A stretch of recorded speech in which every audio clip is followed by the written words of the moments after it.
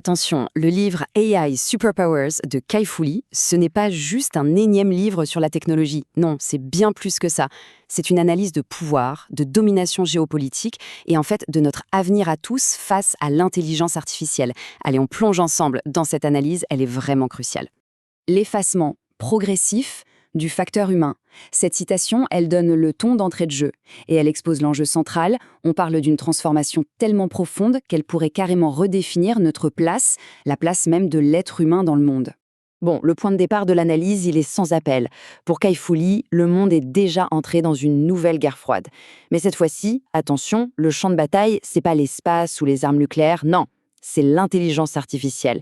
Et les deux superpuissances qui s'affrontent sont, bien sûr, les États-Unis et la Chine. Alors, pour nous guider, on a Kai-Fu Lee.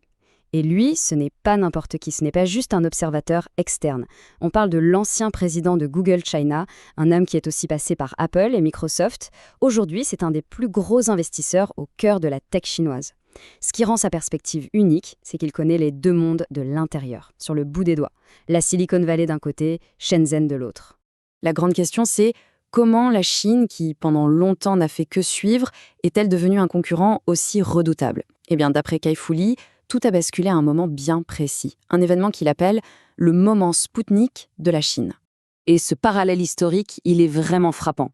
Il faut se souvenir, en 1957, l'URSS lance Spoutnik. Pour les États-Unis, c'est une claque, une véritable humiliation qui va déclencher la course à l'espace. Eh bien, 60 ans plus tard, en 2017, la victoire d'AlphaGo, l'IA de Google, sur le champion du monde de Go, Ke Jie, a provoqué un électrochoc tout aussi puissant en Chine. Et c'est là que tout se joue, dans la perception de l'événement. Pour nous, en Occident, on a vu ça comme une prouesse technique, fascinante, certes, mais voilà. Pour la Chine, c'était un véritable traumatisme national. Et la réaction a été immédiate et massive. L'État chinois a décrété que l'IA devenait la priorité absolue, avec des investissements colossaux et la mobilisation de tout l'écosystème. Mais alors, pourquoi est-ce que la Chine est si bien placée dans cette course ? Pour le comprendre, il faut intégrer un truc essentiel. Les règles du jeu ont complètement changé. La compétition en IA, ce n'est plus la même qu'avant. Et ces nouvelles règles, eh bien, elles favorisent directement les points forts de la Chine. Voilà le cœur du sujet. Fini le temps où tout reposait sur le génie solitaire ou la créativité pure. Ça, c'était l'avantage historique de la Silicon Valley. Aujourd'hui, pour être une superpuissance de l'IA, il faut autre chose. Des données en quantité colossale, une vitesse d'exécution absolument brutale et une intégration totale avec le pouvoir politique. Regardons ça de plus près. D'abord, les données, le carburant de l'IA. Avec des super apps comme WeChat, utilisées par plus d'1 milliard de personnes, la Chine a accès à un réservoir juste inégalé. Ensuite, la vitesse. L'écosystème des startups là-bas est décrit comme une arène de gladiateurs. La devise, copier, améliorer, déployer, et le faire plus vite que tout le monde. Et enfin, le soutien de l'État, qui coordonne et peut imposer l'adoption de l'IA à une échelle massive.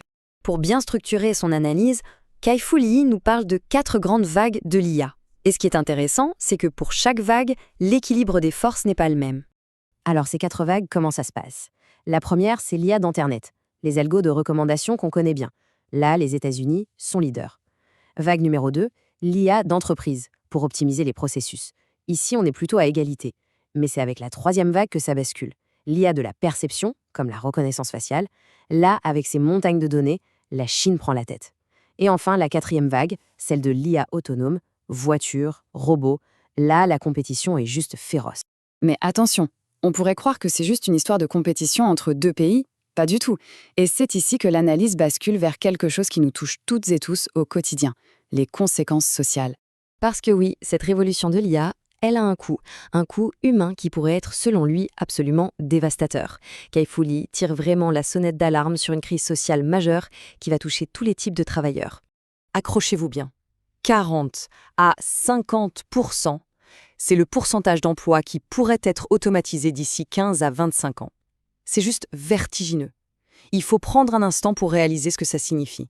Et la grosse erreur serait de penser que ça ne concerne que les emplois manuels. Bien sûr, les chauffeurs, les ouvriers d'usine sont en première ligne. Mais les cols blancs sont tout aussi exposés. On parle des comptables, des juristes et même de métiers hyper qualifiés comme celui de radiologue. Alors, face à un tsunami pareil, on fait quoi ? Quelle est la solution ? L'auteur écarte assez vite les réponses qui peuvent paraître simples, comme le revenu universel. Pour lui, c'est insuffisant. Pourquoi? Parce que le travail, ce n'est pas juste un chèque à la fin du mois. C'est aussi ce qui structure notre identité et le lien social.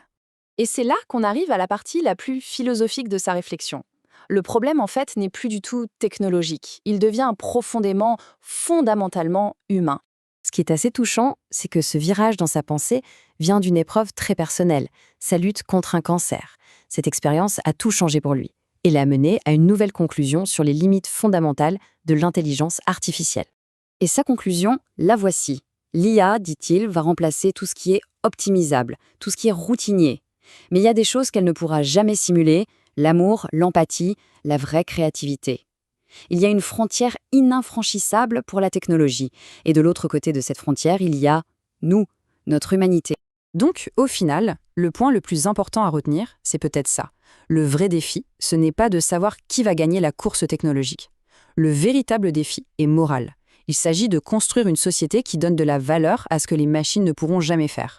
Et on va terminer là-dessus, avec cette question qui, finalement, est sans doute la plus importante de toutes. Face à cette automatisation massive de l'intelligence, comment fait-on concrètement pour bâtir une société qui valorise socialement et économiquement ce qui fait de nous des êtres uniquement humains?